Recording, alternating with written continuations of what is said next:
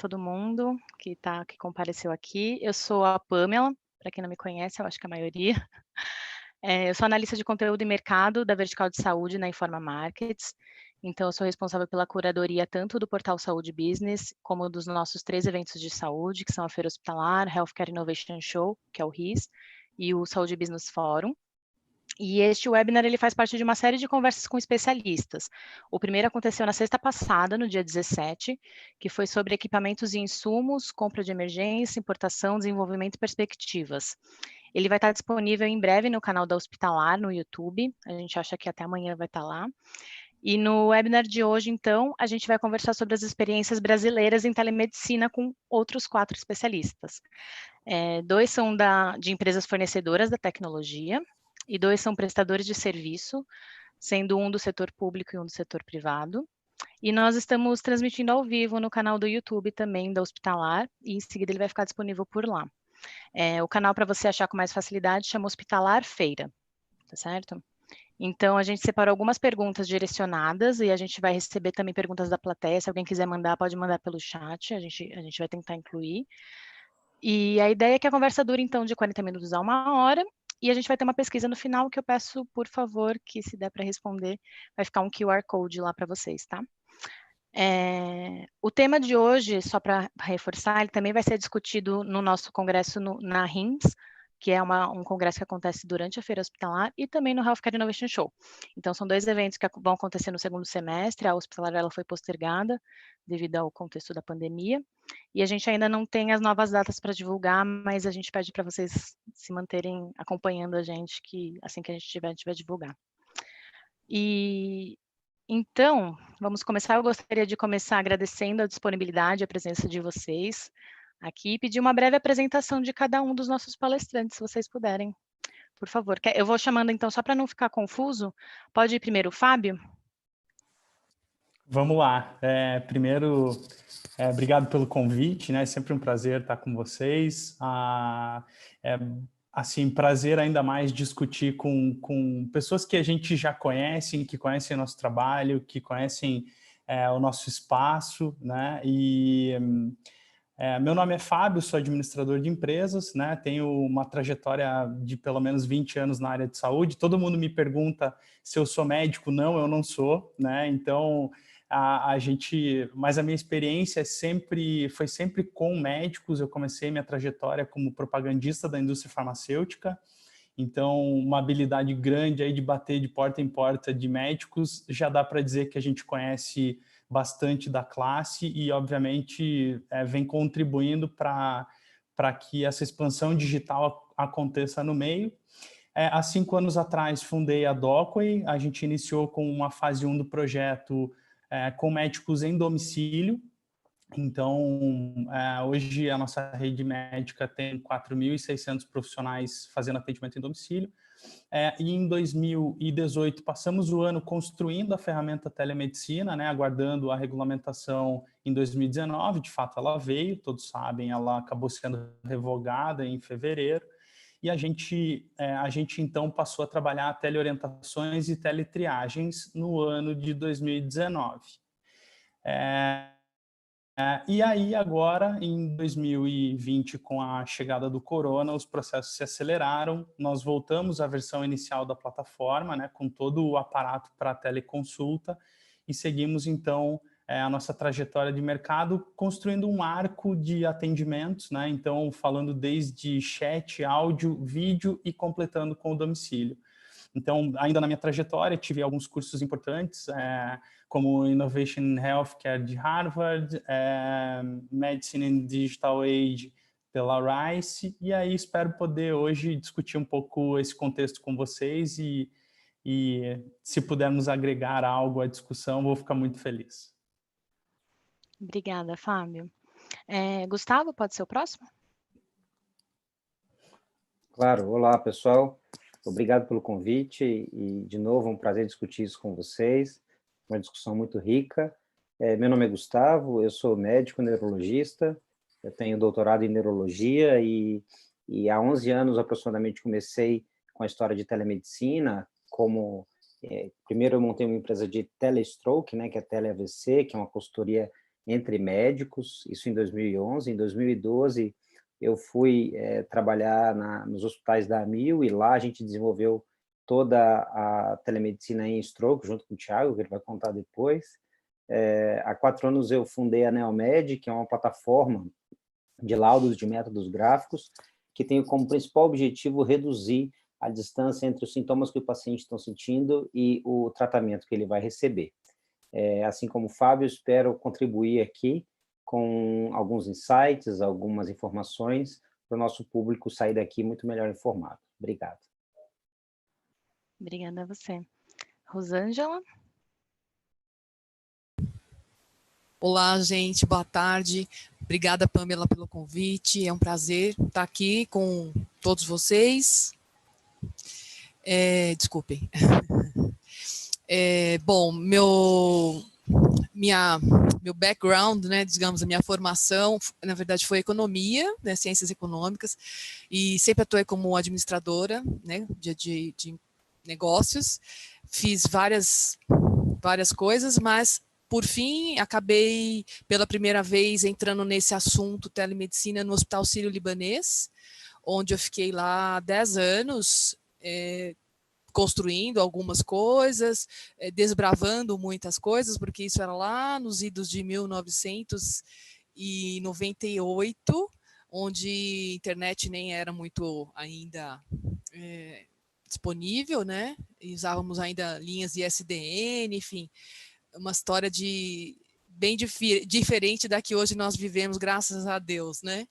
Depois disso, eu saí, vim para o INCOR, estou há 10 anos aqui, e no meu decorrer lá no Sírio, eu acabei pegando muito prazer, muito gosto nisso, e me enveredei para o doutoramento, porque eu já tinha feito graduação, pós-graduação, mestrado, enfim, acabei indo fazer um doutorado na Faculdade de Medicina da USP, onde eu conheci o professor Xiaolong Wen, que foi meu orientador, e eu fiz um trabalho na questão da telemedicina e a sua sustentabilidade. Foi um trabalho que foi muito prazeroso ter feito, porque foi no começo da telesaúde no Brasil, no sentido do investimento do Ministério da Saúde e do Ministério da Ciência, Tecnologia e Inovação. Então, eu pude acompanhar os núcleos nos seus inícios, né, fazendo parte, inclusive, da pesquisa do doutoramento.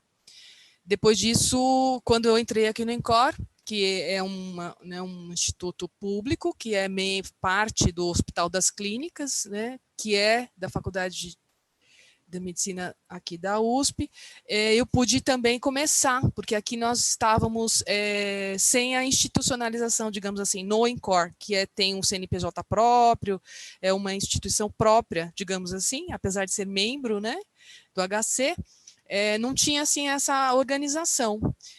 Apesar de ter o Dr. Pastore, Carlos Alberto Pastore, que fazia já telediagnóstico em eletro há muitos anos, né? Mas, enfim, estabelecemos aqui as rotinas e começamos as atividades, e estou aqui também agora, em março do ano passado, já fizemos até um grande evento de 10 anos, com participação bem interessante de vários palestrantes, mas sempre atuando mais na questão da linha da teleeducação e do telediagnóstico, justamente em função da regulamentação, né? Então, com essa mudança, agora é que a gente está começando a ter uma outra frente de trabalho na assistência mesmo. Eu tenho certeza que vai ser oportuno, né, esse nosso encontro, esse nosso bate-papo, justamente considerando esse contexto que vivemos atualmente. Então, muito obrigada pelo convite, viu? Mais uma vez. Obrigada. E Thiago, agora por último, por favor. Olá, boa tarde. Primeiro, obrigado pelo convite. Eu sou médico, formado pela Santa Casa de São Paulo. Acabei me especializando em informática médica. Acabei não me achando em nenhuma das residências, entre aspas, normais. E acabei me apaixonando por esse tema. Desde logo que eu acabei me formei, acabei tendo contato com isso. E comecei há 8 anos, na época ainda era 1000, a trabalhar com protocolos de assistência médica. Eram protocolos, na verdade, mecanismos de suporte à decisão médica que estavam dentro do prontuário eletrônico. Então, a gente transformava diretrizes em fluxogramas, em árvores de decisão, que facilitava para o médico tomar a decisão correta, tanto em relação a diagnóstico, solicitação de exames e conduta, tá? E depois disso, eu assumi o projeto de telemedicina, que já existia na época quando eu entrei. O projeto de telemedicina na AMIL começou em 2011, e o Gustavo chegou a participar disso no começo também. Foi uma parte muito importante para a implantação da parte do AVC, do telestroke. E a gente também teve a implantação do serviço de cardiologia. E nesses últimos 9 anos aí que o projeto está no ar, a gente já atendeu mais de 60 mil pacientes, a gente tem discutido bastante casos, tem resultados ótimos de redução de mortalidade, redução de custo por operadora, o paciente sai muito melhor, a gente reverte quadros de AVC, o paciente entra com AVC e sai andando, o Gustavo sabe bem disso, e é bastante interessante esse trabalho. E mais recentemente, nos últimos 2 anos, eu acabei deixando essa parte dos protocolos de lado, e hoje eu sou estou inteiramente focado na parte de telemedicina do Grupo Américas, né, que é a parte hospitalar e o prestador de serviço da OHG Brasil. Tá certo, muito obrigada. Então, só antes de começar as perguntas, eu vou me apresentar também, porque todo mundo, do mesmo jeito que falam de você, Fábio, que, nossa, mas você não é médico, eu também não sou jornalista. Eu sou farmacêutica de formação, eu trabalhei como farmacêutica clínica por praticamente 8 anos, passei pelo INCOR, passei pelo Sírio-Libanês, e aí tô aqui hoje trabalhando como curadora de conteúdo, né? Então, vou começar com as perguntas, tá certo? A primeira, eu queria levar em consideração o grande tema de infraestrutura e segurança, e eu vou direcionar elas para as empresas fornecedoras, então, para o Gustavo e para o Fábio, tá? Que com o aumento da demanda, tanto por parte dos pacientes como dos profissionais de saúde no uso da telemedicina, a gente consegue imaginar que nem todos os cuidados têm sido tomados em questão de infraestrutura e segurança. O que a gente pode considerar requisitos mínimos para que este serviço possa ser ofertado sem comprometimento, tanto do desempenho e eficácia, como da segurança, e assim ele possa ser um serviço sustentável? Fábio, pode começar falando da telemedicina síncrona, né, que é a teleconsulta, que você é especialista, depois eu falo da telemedicina assíncrona, pode ser? Vamos lá. Primeiro, tema... eu costumo dividir essa pergunta em alguns, para facilitar a dinâmica, em alguns pontos relevantes, tá? Então, primeiro, falando de segurança, segundo, falando em privacidade, e em terceiro, falando de LGPD, tá? Então, para você fazer uma avaliação de segurança, ela é muito mais simples, né? Você tem hoje, por exemplo, padrões na ISBIS de segurança que podem ser seguidos pela empresa, né? Então, hoje é especialmente quem pauta a nossa diretriz de segurança. E ali você tem indicadores de níveis de segurança, certo? Então, a NGS1, a NGS2, e cada uma delas retratam muitos pontos de segurança de informação, tá? E aí a gente está falando de testes de invasão, criptografia ponta a ponta da chamada. Você tem um outro, e aí indo para o segundo item, você tem a questão de privacidade. A questão de privacidade, ela conversa hoje com a gente muito mais relacionado aos nossos termos de serviço, termos de uso, né? E da própria privacidade. Então, veja, eu me preocupo um pouco, especialmente vendo essa onda de teleconsulta avançar, quando a gente não prepara o médico na própria propedêutica, né? Então, veja, a gente digitalizou um ambiente, mas a gente não pode perder o compasso de adequar as propedêuticas para a telepropedêutica, não é? E aí, falando um pouco da telepropedêutica, passamos pelo script, né? O quanto isso é fundamental para a proteção do médico e a própria proteção do paciente. Veja, quando você está num consultório médico, você tem o seu campo de visão ampliada com relação a outras pessoas que podem estar no ambiente, você tá, de certa forma, monitorando esse espaço, coisas que não acontecem no ambiente digital, né? Então, você tem um médico numa ponta que, na nossa recomendação, e aí os nossos treinamentos médicos, a gente cita muito isso, assim, olha, você tem que estar numa sala reservada e, ao mesmo tempo, você precisa cobrar isso do seu paciente também, não é?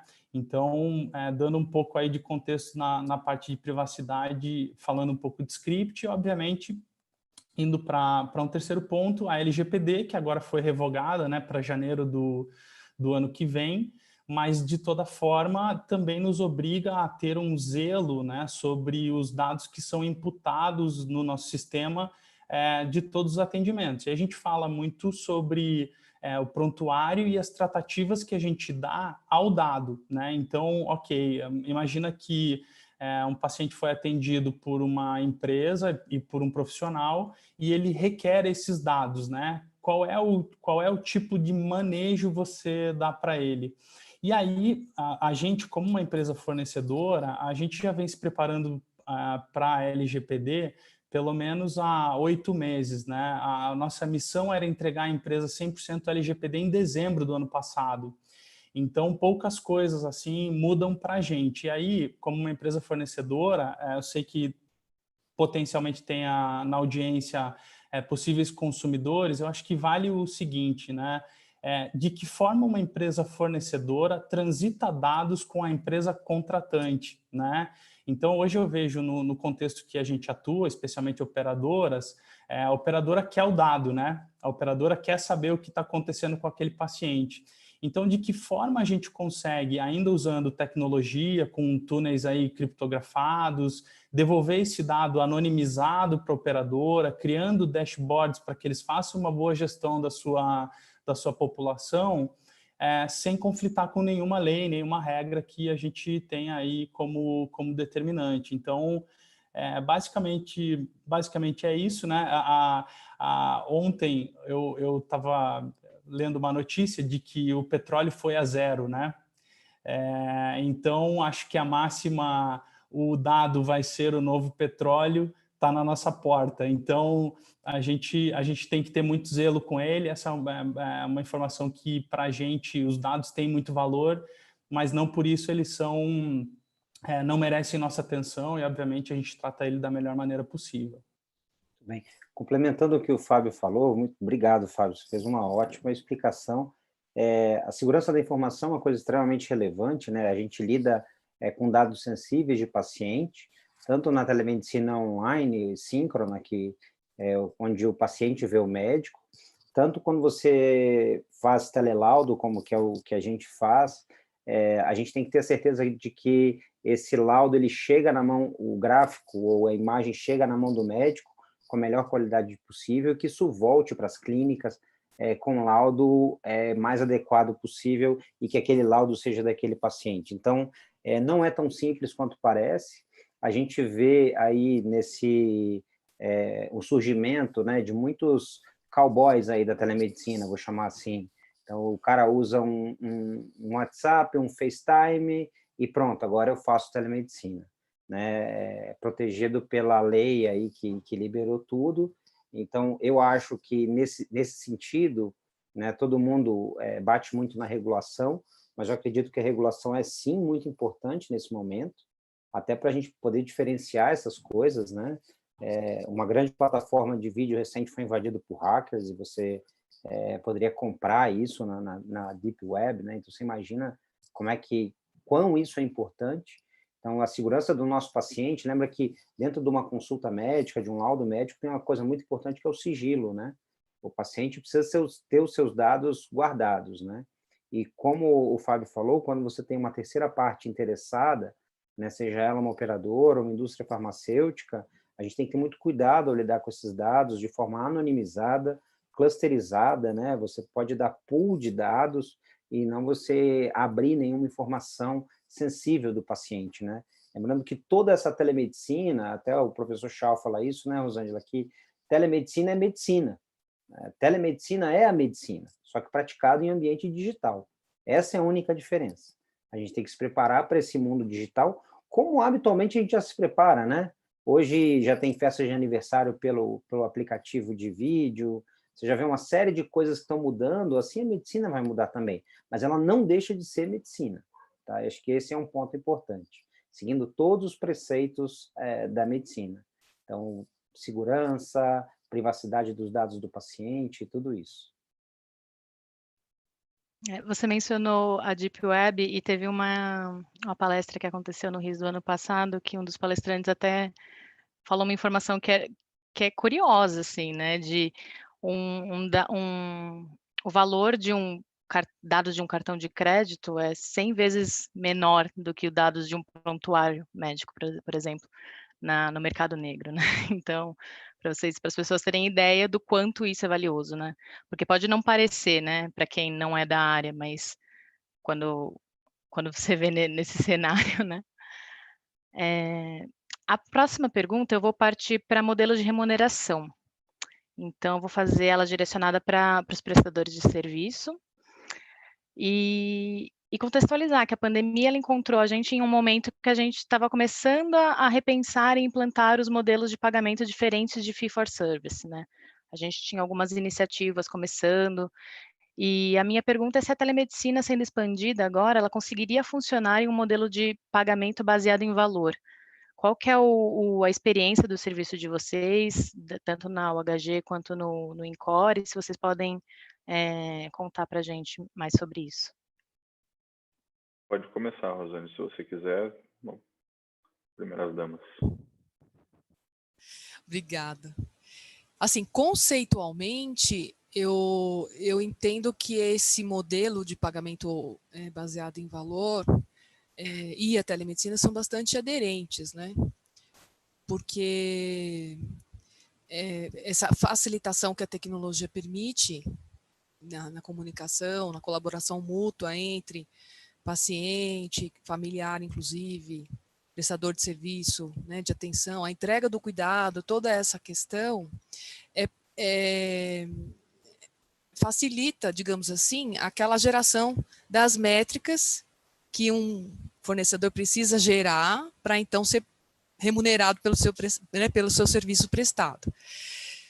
Contudo, eu acredito que, como você falou, a gente estava só começando, né, essa mudança, e fomos aí surpreendidos por essa situação agora, nesse contexto da pandemia. Então, eu acho que ainda tem muito caminho para percorrer, né?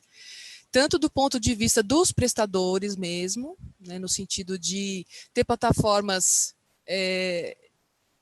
integradas, né, porque são várias informações de várias frentes, né, integradas que possam gerar dados e dados, como vocês falaram, né, a gente já sabe, é o petróleo do futuro ou do presente, né, então assim, a gente tem que saber gerenciá-los da melhor forma, de forma inteligente, de forma segura, de forma a tirar um valor dele, mas sem prejudicar nenhuma das partes, né?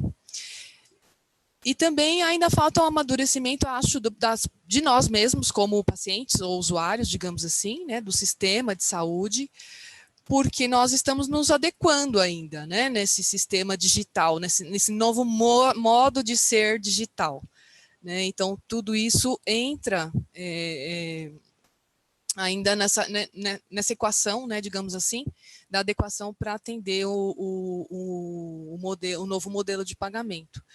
Mesmo que eu entenda que a telemedicina seja bastante aderente a esse modelo, né, porque é fácil de ver quando você tem essa prestação, o resultado que você gera, o benefício que o paciente pode já te apresentar, ele diz, né, na sua cara, assim, né, a satisfação, e os resultados clínicos, que também aí vão depender muito da maturidade do paciente enquanto engajado no seu tratamento, em seguir as orientações que são dadas, em cuidar da sua saúde como o seu bem maior, né? Que é diferente também, é uma mudança de mentalidade, né, digamos assim, que a gente sempre acompanhou aí, no caso, os familiares, o médico é quem sabe o que eu vou fazer, né, a partir dessa qualquer doença que eu tenho. E hoje não, é uma mudança, a gente nós somos donos dessa saúde nossa e nós que temos que cuidar dela, né? Mesmo quando algum dos profissionais de saúde nos orientam, a gente tem a possibilidade de questionar, de discordar, de sugerir, né? E tudo isso faz parte desse amadurecimento, né? Agora, enquanto experiência do próprio INCOR, nós sendo SUS, não temos tido essa forma ainda, no sentido concreto, né? Ainda não temos essa experiência, não. É uma forma ainda no modelo antigo, né? Tabela SUS, prestou serviço. Então, o que tem como autorizado são os telediagnósticos, né? E agora, com a pandemia, as teleorientações, e quando a gente firmou um projeto recente, que vocês talvez possam ter ouvido, um projeto piloto com a Secretaria de Saúde aqui do Estado, para fazer tele-UTI para os casos graves de coronavírus. Então, isso também foi um projeto, então, assim, está estabelecido alguma forma de remuneração, mas não é nesse sentido desse novo modelo. Acho que eu poderia dizer a respeito dessa situação. Bom, falar um pouquinho, na verdade a gente tem alguns modelos, né? Como o HG, a gente tem tanto a operadora de um lado quanto a Américas como prestador, a gente testa muito o modelo dentro de casa, digamos assim. Então, a gente já tinha um pouco desse trabalho de começar a fazer isso, mas agora falando como Américas, o que a gente tem buscado, inclusive, falar com as operadoras, é que, na verdade, a telemedicina não vai ser a gente não vai cobrar a telemedicina como um fee for service, que você simplesmente paga pela consulta. Isso pode funcionar muito no ambiente restrito ali, talvez do médico que tem o seu consultório particular, que ele substitui uma consulta presencial para uma virtual, ou eu já vi, inclusive, pediatras que fazem o tipo de uma assinatura mensal com os seus pacientes, que dá direito a X consultas presenciais no ano, X consultas virtuais e acompanhamento por aplicativo de mensagens, para dar um suporte aí pro paciente. Mas pensando agora como a prestador de serviço, um grupo de hospitais que presta esse serviço, é muito mais interessante para a gente inserir a telemedicina como uma forma a mais de colocar pontos de contato com o paciente, e aí, olhando a linha de cuidado como um todo, sem necessariamente aumentar demais o custo desses pontos de contato. Porque hoje você tem pontos de contato com o paciente durante uma consulta, quando ele fica no hospital, mas ele sai do hospital, ele sai do seu consultório, normalmente você perde esse contato e você só vai ter contato de novo quando você tiver uma nova consulta, uma nova cirurgia, alguma outra coisa nesse sentido. Então, se você incluindo a telemedicina, e aí, na verdade, não só telemedicina, né? Porque aí a gente começa a falar um pouco mais de saúde digital, da saúde conectada, onde você interopera todos esses dados com o celular, os ambientes, os wearables dos pacientes, e a gente começa a monitorar isso e começa a criar alertas para, aí sim, quando tiver algum alerta, alguma coisa, você começa a voltar a falar com o paciente. Isso tudo se acaba ganhando muita escala sem aumentar necessariamente preço, e isso como custo, né? Não necessariamente aumentando o custo, mas eu conseguiria, com a ajuda da telemedicina, empacotar muitas coisas, como um paciente de AVC, por exemplo, eu posso empacotar a linha de cuidado dele inteira e vender isso para uma operadora. Eu posso vender no modelo de capitation, que eu posso tomar conta de uma população de alto risco para uma operadora. Eu tenho o modelo dos Systems of Excellence que a gente tem aqui na empresa, que tem os sistemas de excelência em cada uma das especialidades, e isso tudo, a telemedicina está inserida nativamente nesse processo. Ela não é um fator que gera uma cobrança a mais, na verdade ele é um facilitador, e como o Gustavo bem falou, e o professor Charles sempre fala disso, que a gente vai continuar fazendo medicina, e existem coisas que a gente consegue fazer por telemedicina, e existem coisas que a gente não consegue. Então, faz todo sentido a gente ficar alternando entre esse modelo presencial e virtual, quando for o caso, e aumentando esses pontos, tendo mais contato com o paciente, mais controle, e tendo uma via dupla. Eu posso acessar o paciente pode me acessar quando ele precisar, e aí evita idas desnecessárias para pronto-socorro, evita consultas desnecessárias, evita o paciente se deslocar, é muito mais conveniente para todo mundo. Tá? Acho que em linhas gerais é mais ou menos isso. Tá certo. Eu queria partir agora para um lado de qualidade assistencial, continuando as perguntas, então, para os prestadores de serviço, então, voltado mais para a governança, como a gente consegue garantir uma assistência adequada dos profissionais via telesaúde? Quais políticas e protocolos vocês acham que precisam ser desenhados e implantados para que ela funcione seguindo as melhores práticas? Fábio, por favor. Vou lá. Bom, como a gente está falando de teleconsulta, né, e inicialmente ano passado a gente estava fazendo teleorientações, teletriagens, uma das primeiras medidas que a Docway tomou como estratégico foi a elaboração de protocolos muito consistentes, né? Então, a gente tem, se eu não estou enganado, a gente tem a nossa diretora médica, mas se eu não estou enganado, são mais de 60 protocolos para condições mais simples, obviamente, que é onde a gente atuou com mais força no ano passado, e avançando com ele aí os últimos protocolos de doença de notificação compulsória, né? Então, entrando aí o COVID também. Isso dá muita segurança para o profissional médico, né? Então, sem querer insistir, mas, de novo, entrando na telepropedêutica, até vi uma pergunta no chat aqui falando de onde a gente acha material de script para isso, né? Então, veja, a gente passa por um processo de treinamento dos nossos médicos, ok? Então, como plataforma de assistência, o nosso grupo médico é treinado e agora, nessa nova etapa, passando inclusive pela adição da certificação digital, né? E para os nossos clientes que consomem a nossa plataforma, que também tem os seus médicos próprios, a gente auxilia e dá o treinamento para os profissionais também, por ser uma etapa fundamental no processo. Adicionando aí alguma informação que a gente considera relevante, alguns clientes pedem para que a chamada seja gravada. E isso, obviamente, informado no script, informado na tela do paciente, que ele está, né, sendo monitorado para fins de auditoria médica e construção aí de um arcabouço educacional importante. Eu sempre falo, né, assim, o médico, quando a gente faz as nossas monitorias e algumas delas acontecem até de forma individual, o melhor feedback que ele recebe de um atendimento dele é ver como ele mesmo atendeu esse paciente, né? E aí as pontuações são feitas de forma muito apropriada para que, veja, de novo, o contexto digital é bem diferente do contexto do consultório.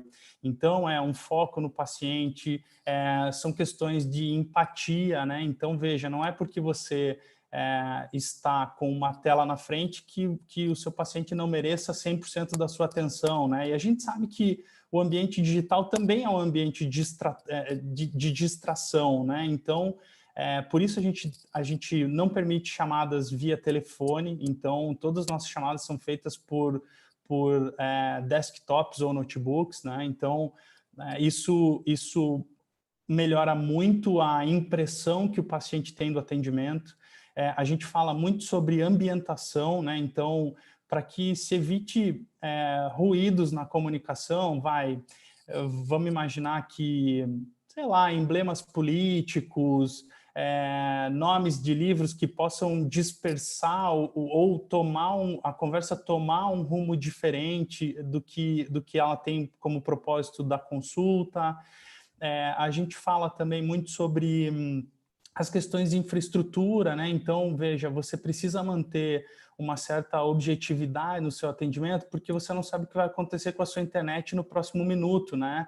Então, a gente treina o médico para que todas essas contingências elas sejam tratadas, não é? Então, a gente tem canais de suporte com o nosso grupo de operação de enfermagem. Então, se você para pensar, né, o que o médico faz se o paciente acabar a bateria do celular dele, então tudo isso faz parte do script que a gente acredita que é o ideal, né? Então, mapeamento de contingências, infraestrutura, ambientação e, obviamente, toda a monitoria.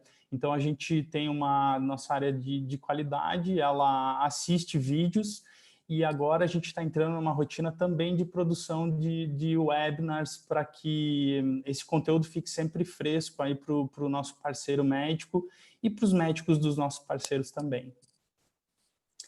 No meu caso, como a gente é uma plataforma em que a gente faz mais de 25 mil exames por mês, a gente tem que ter o principal cuidado de qualidade, é garantir que esse laudo chegue de forma correta no paciente, né?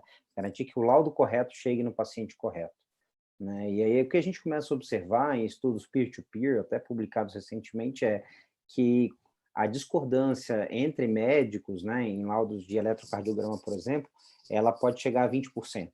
Né? Então, é um número relevante. E como é que a gente resolve isso? Né? Como é que a gente consegue endereçar esse problema?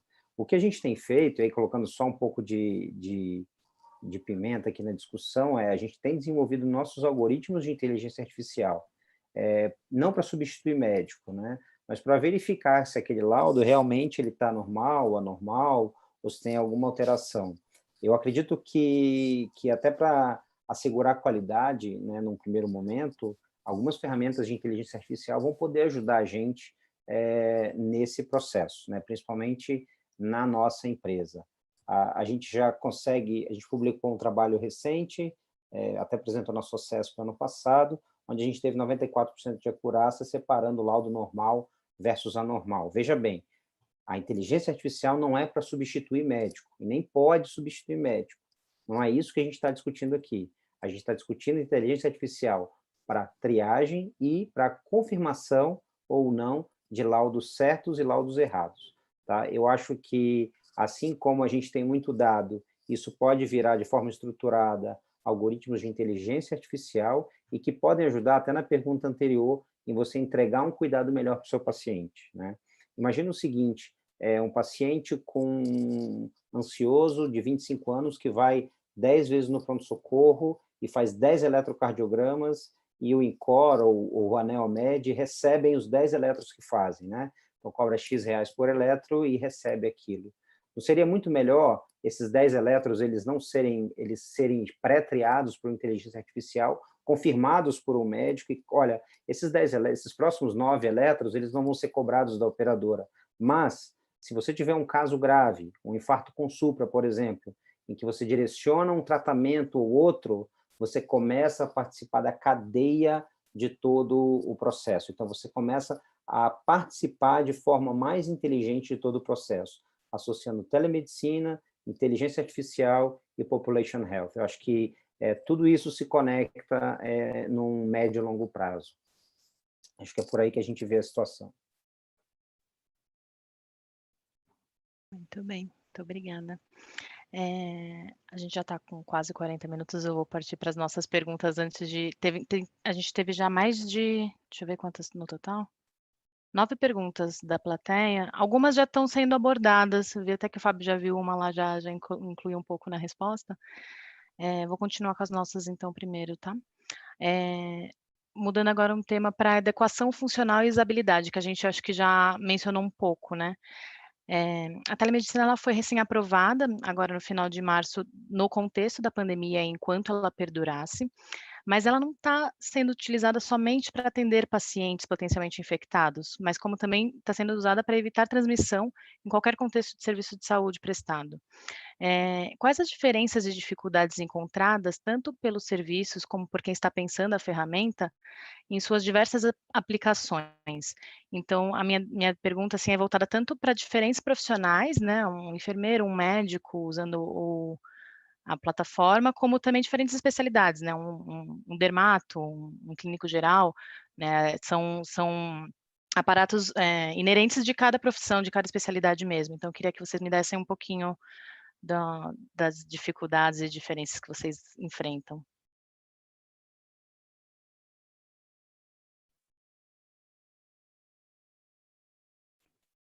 Rosângela, primeiro, que a gente já falou, para gerar a roda, o que você acha? Pode ser. Posso fazer alguma contribuição aqui nesse sentido, sim, porque apesar de que a gente não ter diferentes especialidades, no sentido, né, a gente tem cardiologia e tem pneumologia, e dentro delas as suas subdivisões aí, né, cirúrgica, ou arritmia, enfim, outra, né, coronária, e assim por diante. E cada uma delas tem as suas peculiaridades, de fato. Mas, de modo geral, né, eu acho que a questão está um pouco atrelada ao que estava sendo comentado anteriormente.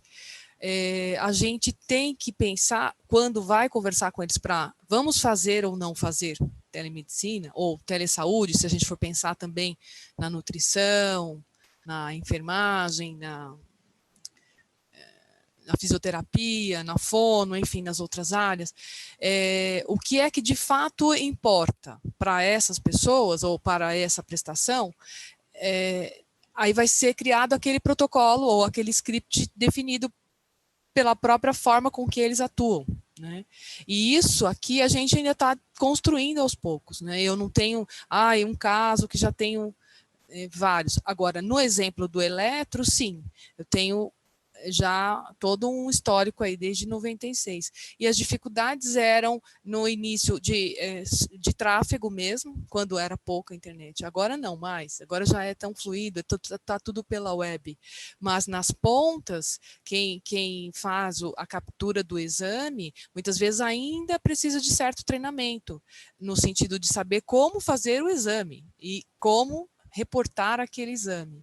E depois, quando recebe, se tem alguma dúvida, como indicar, né, que tem dúvidas e ligar ou fazer alguma coisa. Então, tudo isso seria parte, assim, digamos, do processo, né, de dificuldades, de acertos e soluções aí para esse tipo de atividade. Mas uma das coisas que eu entendo como dificultadoras é de fato, ter a infraestrutura adequada, seja onde a gente está gerando, prestando esse serviço, como quando está na ponta. Então, no caso, por exemplo, se for gerar uma teleconsulta, o paciente tem que estar num ambiente em que também ele tenha a infraestrutura mínima, uma iluminação adequada, uma privacidade para poder falar as coisas. Então, seja em qualquer uma das pontas, né, essas dificuldades existem. Numa instituição já estabelecida é mais, digamos assim, simples de resolver, porque ela já está seguindo, né, alguns padrões, já tem uma infraestrutura de TI com suporte técnico para eventuais contingências ou dificuldades momentâneas para dar soluções. Então, essas são dificuldades muito simples, assim, além das questões de treinamento, né, do próprio pessoal que vai dar vai entregar esse cuidado, porque ele tem que saber essa comunicação, né, fazer esse acolhimento do paciente de maneira diferenciada do que quando está no consultório, mas também ser humanizado, saber utilizar as ferramentas de maneira que o paciente se sinta confortável e aquele vínculo seja mantido, né, continuado, de maneira que, independente de qualquer questãozinha ou ruído na comunicação ali virtual, não desfavoreça a continuação do cuidado, né? Então, acho que são cuidados que nós temos que tomar, dificuldades que a gente tem que enfrentar, porque faz parte, né, dessa forma, dessa modalidade de prestação do serviço. Mas não são intransponíveis. Ao meu ver, está cada vez se tornando mais viável, né, fazermos essa prestação de serviço utilizando as tecnologias da informação e comunicação, até porque não só isso acabou sendo favorecido aí pela situação da pandemia, mas porque nós todos, né, de modo geral, estamos nos tornando mais digitais mesmo, né? Então, no início, eu até já comentei isso anteriormente em algum lugar, quando começamos com a questão dos bancos digitais, é muito difícil, muita gente que no início, né, se segurava, fala, não, eu prefiro ir ao banco, eu prefiro pagar minhas contas no banco.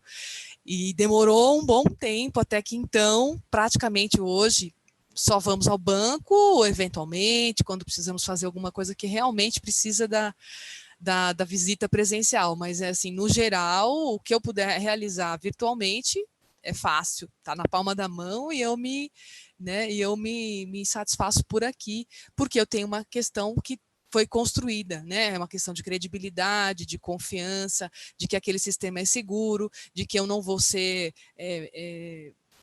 não vou ter meus dados, né, roubados ou desvirtuados para qualquer outra finalidade. Então, na saúde, eu acredito que nós também estamos nesse caminho e devemos chegar no momento em que tudo o que for possível fazer nesta forma será feito dessa forma. E o que não for, vamos ao consultório, ao hospital, enfim, porque nós sabemos que essa modalidade, ela tem suas limitações. Então, é isso, né? Nós temos essas dificuldades, são possíveis de serem superadas, mas não vão resolver todas as questões. A gente vai ter, sim, momentos presenciais também, né? Eu passo a palavra. Você quer passar para a próxima pergunta ou quer que a gente continue elaborando um pouco mais aqui só por conta do tempo? Eu acho que dá chegando para, se várias quiser. perguntas. Eu tenho mais uma pergunta sobre regulamentação, mas eu acho que dá tempo se você quiser acrescentar algum ponto. Vou falar rapidinho. Na verdade, cada caso de uso, na verdade, você tem algumas peculiaridades, né? Então, tem, por exemplo, e aí você consegue mitigar alguns problemas, como, por exemplo, na dermatologia, como você citou, eu posso mandar uma foto antes da consulta, ou eu não preciso necessariamente fazer uma consulta assíncrona. Eu posso fazer uma consulta assíncrona e receber uma foto da lesão e analisar essa lesão antes de, eventualmente, marcar uma consulta no consultório ou para analisar melhor essa lesão. Acho que é mais ou menos só um ponto que eu queria acrescentar, que isso varia muito de qual é a especialidade, qual é a finalidade desse atendimento e o que você espera, na verdade, com isso. Então, aí tem vários viés, né? Se você é uma operadora, se você é um prestador de serviço, se você é o paciente, mas o fato é que acho que agora a gente estava caminhando um pouco lentamente nisso, agora com esses últimos com o Covid, a gente tem acelerado bastante essa transformação digital e acho que agora os pacientes estão começando a se elencar e se interessar por isso também.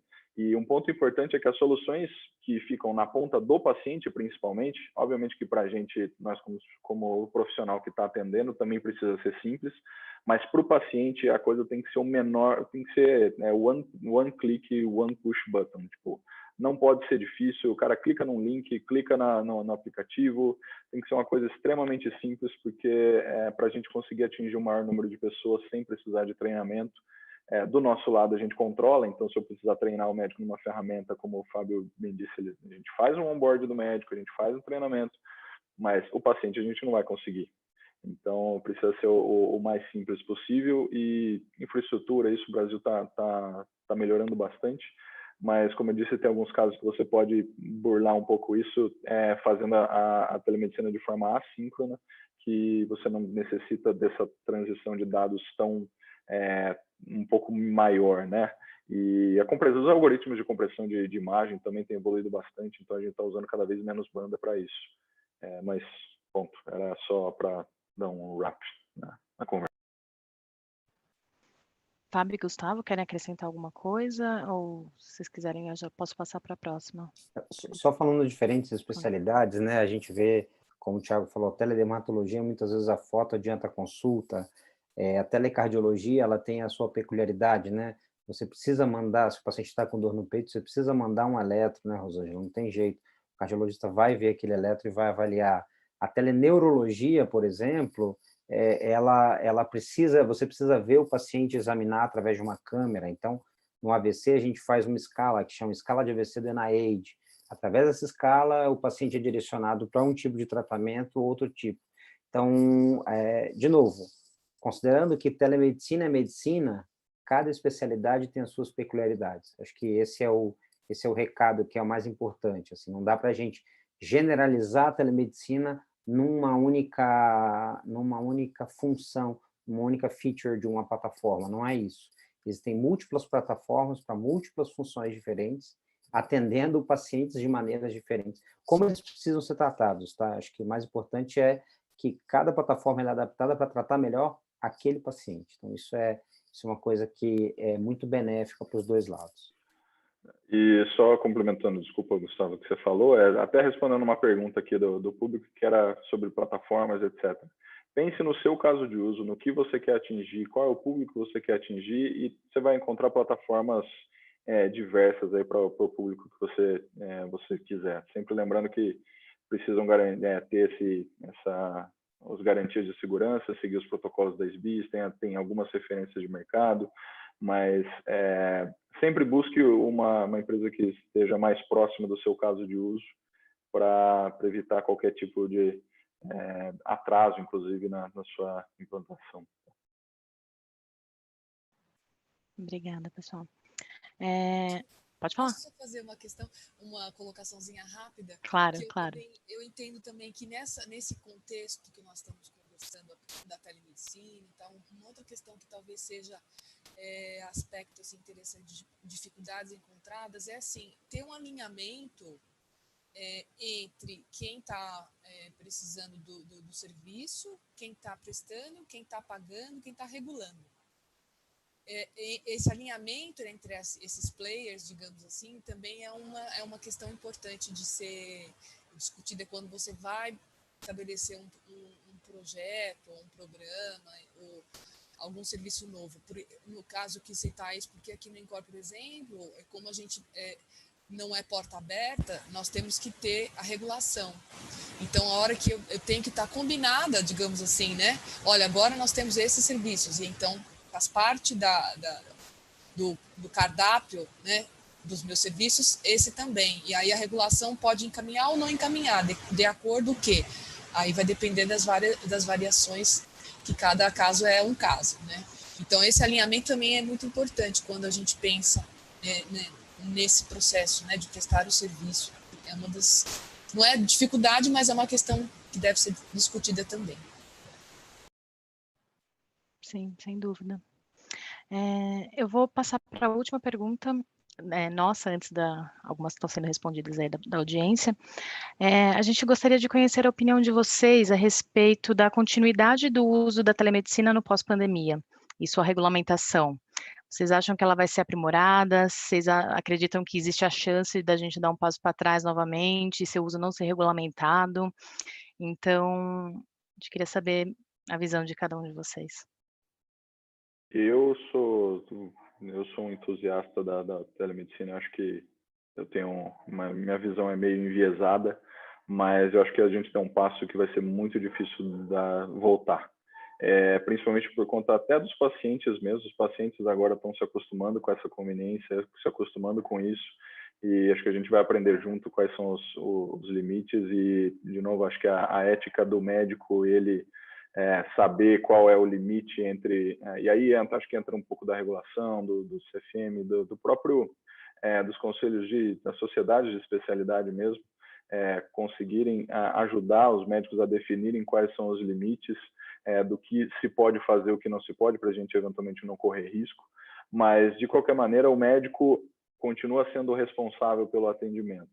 Então, se ele se sente seguro em fazer, no momento atual, que a gente está carecendo um pouco dessa regulamentação mais formal, eu acho que ainda fica na mão do médico ele decidir, na verdade, se esse atendimento pode ser feito por telemedicina ou não. E até uma das perguntas que chegaram a comentar lá, a respeito da precificação dessa consulta. É uma consulta, de novo, medicina, é uma consulta médica da mesma maneira que seria uma consulta médica virtual. Então, a Inés soltou um parecer, inclusive, em relação a isso. É a mesma consulta, mesmo código TIS, médico código TUS para consulta ambulatorial, e o preço é o mesmo.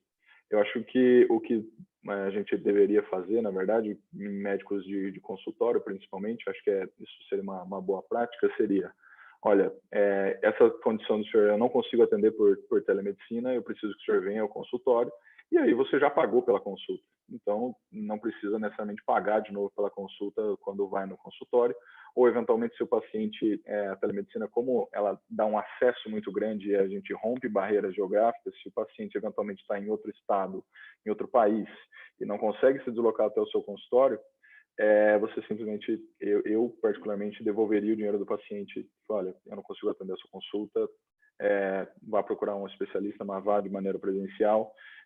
Eu não consigo resolver o seu problema e está aqui de volta o seu dinheiro. Eu acho que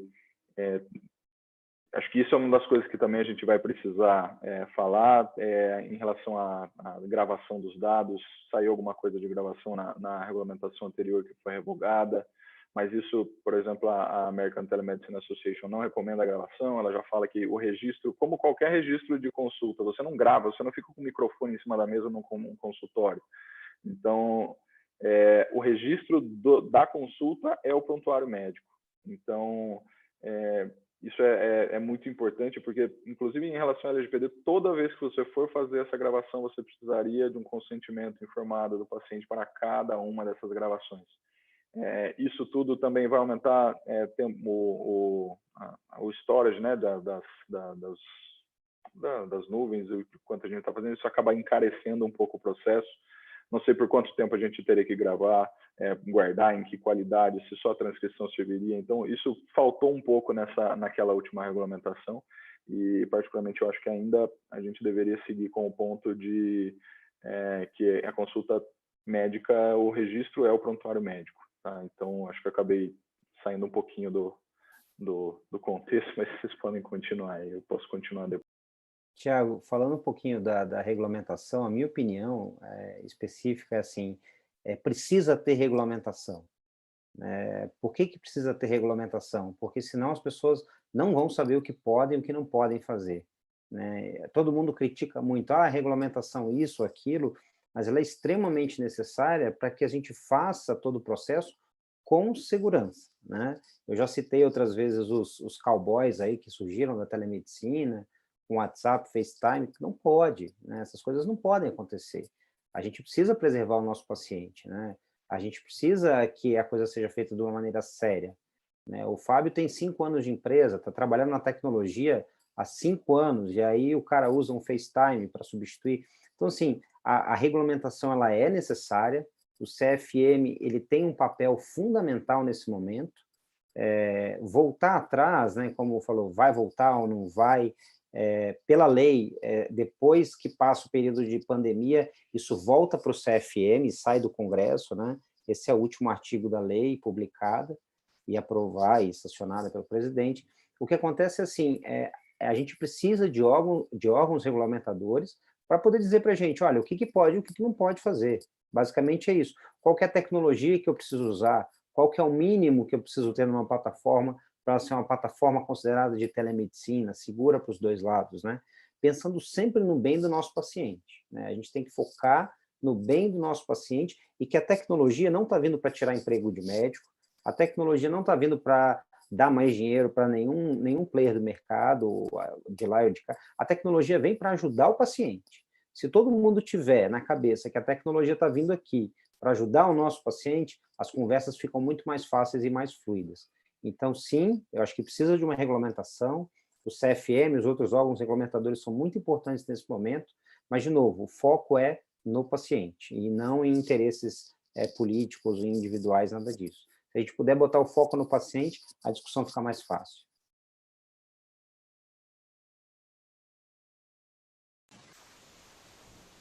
Rosângela, pode falar, fica à vontade. Tá bom, vamos lá.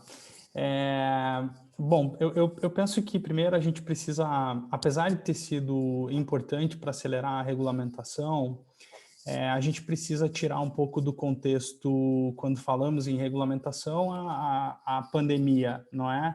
Então, é uma ferramenta que já vinha sido utilizada antes disso acontecer e que se acelerou no processo, Eu acho que, como empresa, a principal responsabilidade é fazer um trabalho ético e sério para que, em primeiro lugar, a gente seja exemplo e case de bons atendimentos para que o serviço, de fato, tenha o seu valor comprovado, Uma outra parte da regulamentação que eu acho importante é assim, apesar de a gente ter acelerado todo esse processo, a gente já ter debatido sobre uma regulamentação, eu entendo que muitos itens de como a regulamentação, especialmente falando de teleconsulta, de como eles vieram, frustrou boa parte dos profissionais médicos ou deixou aí pontos de escuridão de como isso aconteceria,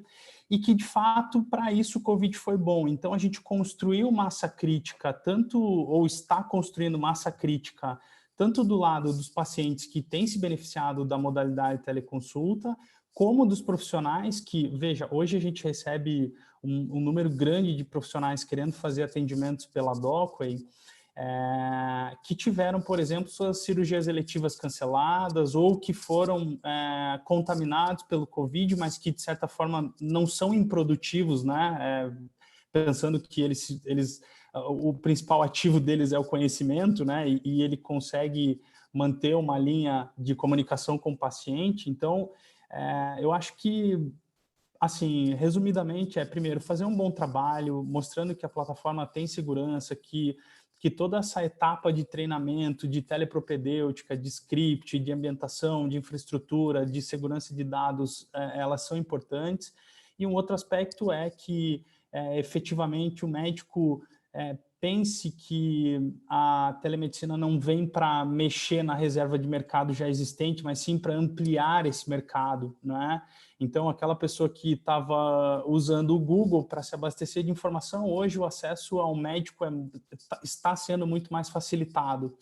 Então, é um recurso que amplia mercado, é um recurso que agora começa a ganhar também massa crítica para uma boa discussão aí no pós-Covid. Eu sou muito otimista e eu acho que a modalidade veio para ficar, e terminar ela agora de forma abrupta também não faz muito sentido, porque ninguém consegue dizer onde é o pós-Covid, né? Então, é uma patologia que a gente não sabe por quanto tempo, um vírus que a gente não sabe por quanto tempo a gente vai conviver. Então, de fato, é seguir se preparando para que, quando a pauta for para o CFM, a gente já tenha aí um bom arcabouço para discutir o que foi feito nesse período, né? Então, acho que essa é a minha contribuição aí com a pergunta.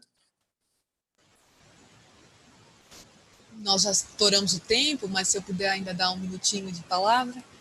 Eu também sou otimista, concordo plenamente com o que o Fábio comentou aí, estamos criando massa crítica até não só entre nós profissionais, mas também a sociedade, né, que começou a se envolver com essa discussão e debatendo, e muitos agora em função da pandemia utilizando, né, mesmo que não quisessem anteriormente, e estão agora já percebendo os benefícios e o grande valor, né, dessas ferramentas, que podem gerar essas ferramentas. Então, eu tenho a esperança, né? Eu tenho essa confiança de que no final a gente vai ter um legado positivo, né, dessa pandemia, no sentido da gente adotar cada vez mais essa modalidade de telemedicina, telesaúde também. Como legado também, eu acho que nós sentimos que houve um fortalecimento do SUS também, até nesse sentido do combate, né, a essa situação de grandes populações afetadas. Então, isso também eu acho importante, né, ser citado, porque nós estamos aqui debatendo, mas todos somos parte, né, de um ecossistema, né, muito maior.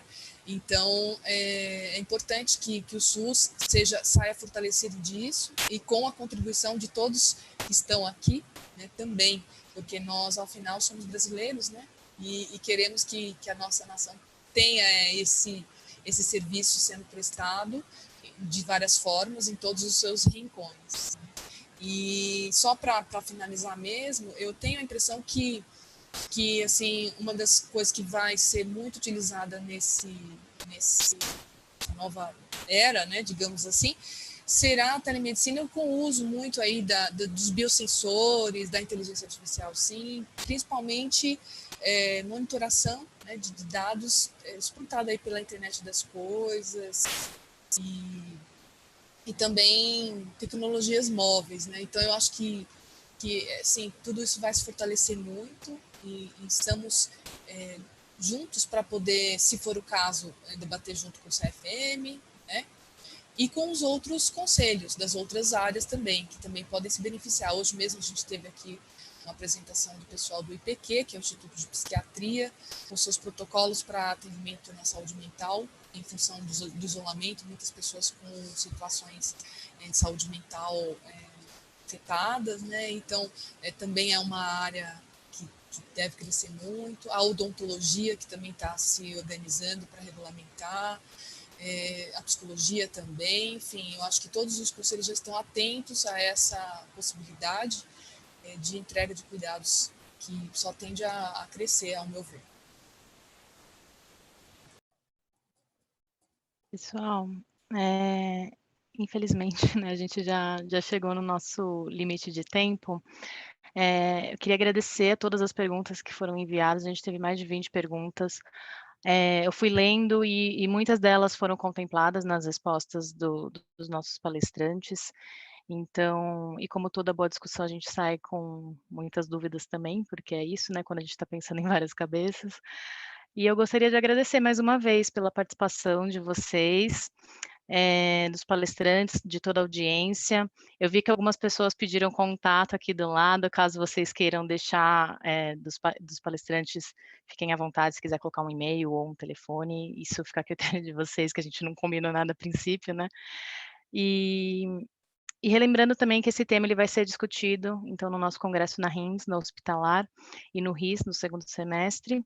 E depois aqui da nossa despedida vai ficar um QR Code para uma pesquisa que toma em torno de 2 minutos, e se vocês puderem responder, a gente agradece muito. Vocês querem falar, por favor, para a gente se despedir? Eu gostaria de agradecer a oportunidade, acho que foi uma discussão muito rica, onde vocês conseguiram envolver muita gente, acho que parabéns à organização, parabéns a você também pela organização, a todos, e muito obrigado, eu fico sempre à disposição para contribuir, para que isso possa crescer no nosso país, a gente consiga desenvolver. Um ponto que a Rosângela tocou, que eu achei muito importante no final, é o fortalecimento do SUS, e como o SUS é importante para o nosso país, tá? Acho que isso é importante a gente lembrar. Quase todo mundo aqui é do mercado privado, a gente esquece a importância que o SUS tem aí cobrindo todo o território nacional. Muito obrigado.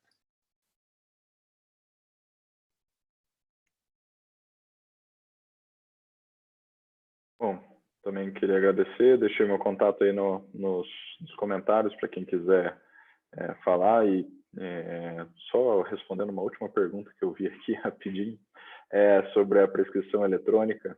Sim, dá para fazer, inclusive o CFM com a SBIS hoje publicou um site para os médicos poderem prescrever digitalmente de forma gratuita, se eles tiverem certificado digital, obviamente, e a farmácia consegue consultar isso no momento da dispensação. Tá? Existem outras plataformas também que fazem isso, mas essa é uma maneira governamental, oficial, e que acho que é um passo muito importante que a gente está dando. E eu fico aqui a minha provocação também de que a gente deveria começar a falar um pouco mais, não só de telemedicina, mas falar um pouco mais da saúde conectada, começar a trazer outros profissionais de saúde, não é só medicina. A gente fala telemedicina, mas eu tenho certeza que todos vocês que fazem telemedicina tem muito enfermeiro e enfermeira fazendo isso também.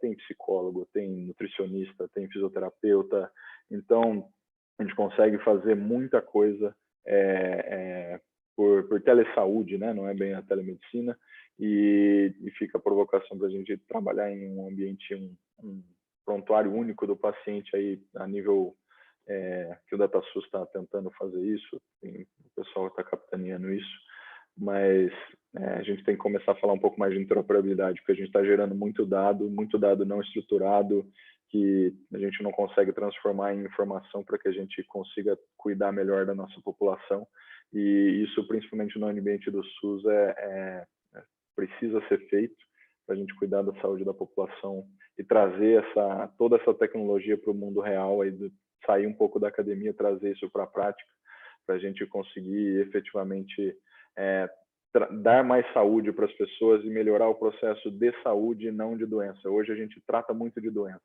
A gente precisa manter as pessoas saudáveis por mais tempo. Eu acho que a tecnologia vai ajudar a gente a fazer isso. Se a gente ficar gastando dinheiro tratando doença, esse buraco não tem fundo. Então a gente precisa manter as pessoas saudáveis e impedir que elas adoeçam o máximo possível. Isso, acho que o SUS tem um papel importantíssimo nisso. E isso só vai ser possível com tecnologia e com dados integrados e etc. Aí entrando com inteligência artificial, dispositivos vestíveis, respondendo um monte de pergunta aí que eu acabei vendo. Tá? Lembrando que sobre receita digital é só até a receita tipo C, tá? Branca, que é aquela branca normal carbonada. Receita tipo A e B, que é o chequinho azul e amarelo numerado, isso ainda precisa do papel.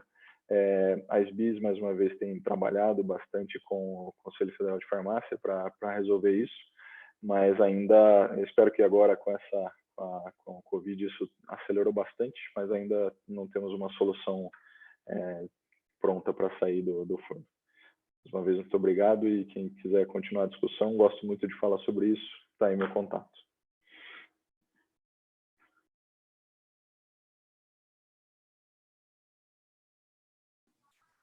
Fábio, por favor. Agora você, né, Rosângela, por favor. Obrigada.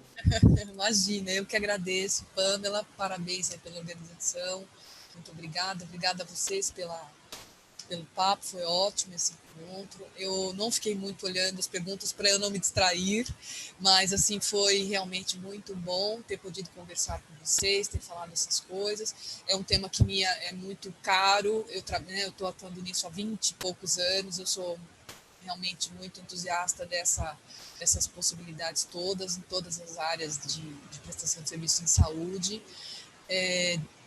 Na saúde, no sentido macro, né? Prevenção, promoção de saúde, todas as etapas, até mesmo no término, né? Quando você só tem o acompanhamento de uma certa situação e não só pelo médico, né? Mas por todas as áreas, porque realmente nós somos integrais, né? Então nós temos várias questões, então dependemos de muitas pessoas para cuidar da gente e a gente cuidar delas, né? Então para mim está sendo muito rico esse momento, né? Essa possibilidade toda, e sem dúvida eu tenho bastante otimismo em relação ao futuro. Se sairmos vivos dessa pandemia, tenho fé nisso. Obrigado mais uma vez e parabéns pela organização.